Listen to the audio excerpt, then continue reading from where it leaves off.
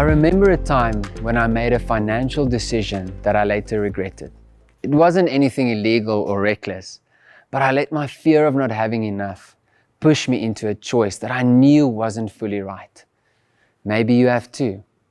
At the time, I justified it, telling myself that it was necessary, that it would all work out. But deep down, I knew I was prioritizing security over trust in God. And when I finally faced it, I felt that quiet, gentle nudge from the Holy Spirit, calling me to turn back and realign my heart with Him.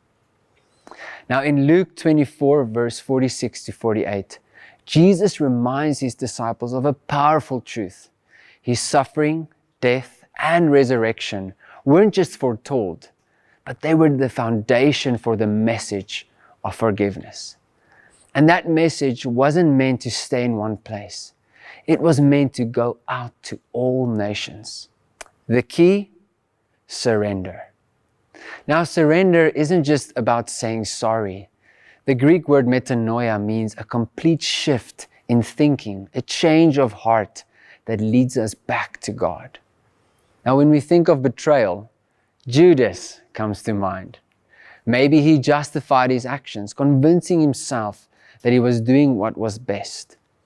While we may not have sold Jesus for silver, there are moments when we betray Him in smaller ways, when we prioritize comfort over conviction, security over surrender, or fear over faith. But here's the good news. Jesus' invitation is always open. Surrender isn't a one-time act. It's a daily decision to turn back to Him.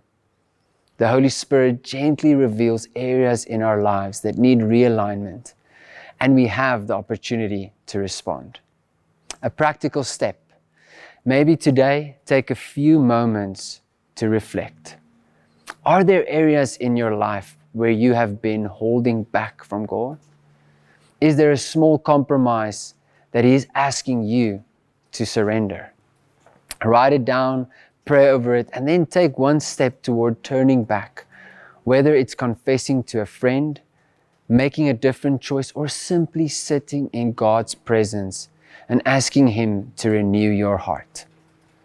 Surrender, or returning, as Trevor Hudson puts it, isn't about shame. It's about just that, returning to the one who loves us most.